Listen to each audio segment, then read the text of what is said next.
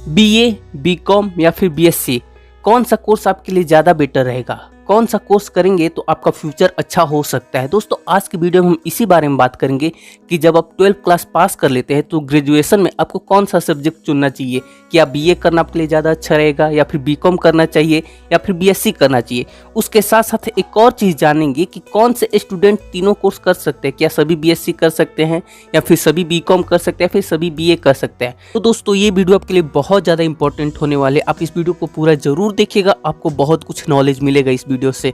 तो मेरा नाम है आयुष और आप देख रहे हैं आयुष रेना यूट्यूब चैनल। तो चलिए अब हम अपना वीडियो शुरू करते हैं।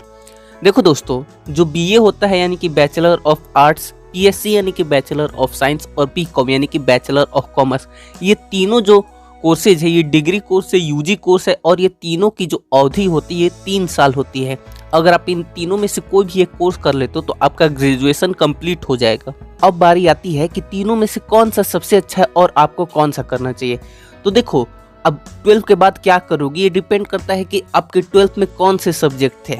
मैं आपको थोड़ा सा एक्सप्लेन करता हूँ। देखो, अगर आपके 12th क्लास में साइंस स्ट्रीम थी तब आप 12th के बाद ग्रेजुएशन में आप बीए भी कर सकते हो, बीकॉम भी कर सकते हो और बीएससी भी कर सकते हो। ये तो बात होगी साइंस स्ट्रीम वालों की।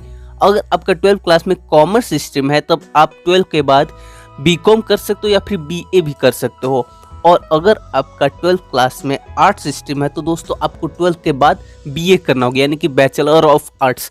अब बारी आती है कि किस में ज़्यादा स्कोप है।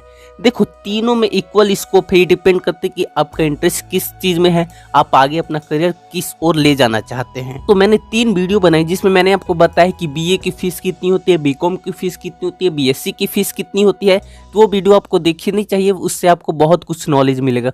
अब बात कर लेते हैं कि ग्रेजुएशन के क्या फ़ायदे हैं। तो देखो दोस्तों, आज के टाइम में आपका कम से कम ग्रेजुएट होना तो ज़रूरी है।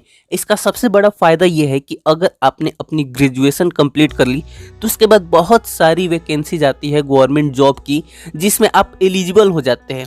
बहुत सारी वैकेंसीज ऐसी आती है जिसमें आप 12th के बाद अप्लाई कर सकते हो, लेकिन बहुत ज़्यादा ऐसी भी आती है जिसमें कम से कम आपका ग्रेजुएशन कंप्लीट होना चाहिए। जैसे एग्जांपल के लिए अगर आप इंस्पेक्टर वगैरह बनना चाहते हो तब भी आपका ग्रेजुएशन कंप्लीट होना चाहिए।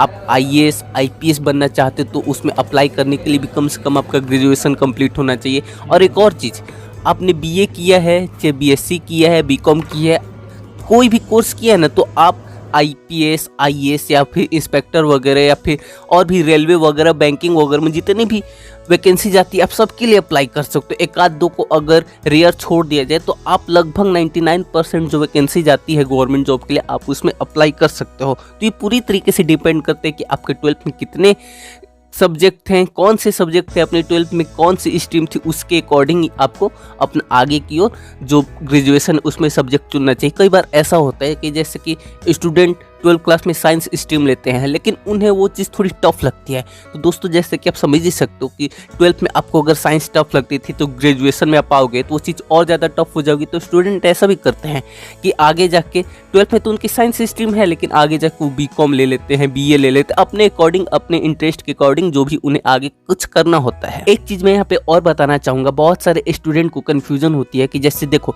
ग्रेजुएशन जो होते हैं 3 साल का होता है तो बहुत सारे स्टूडेंट को लगता है कि पहले ईयर में दूसरे सब्जेक्ट ले लेंगे, मान लो कि स्ट्रीम बीएससी कर लेते हैं और वो सोचते हैं कि सेकेंड ईयर थर्ड ईयर में उन्हें टफ लगेगा तो आगे जाके बीकॉम या फिर बीए कर सकते हैं। ऐसा नहीं होता है।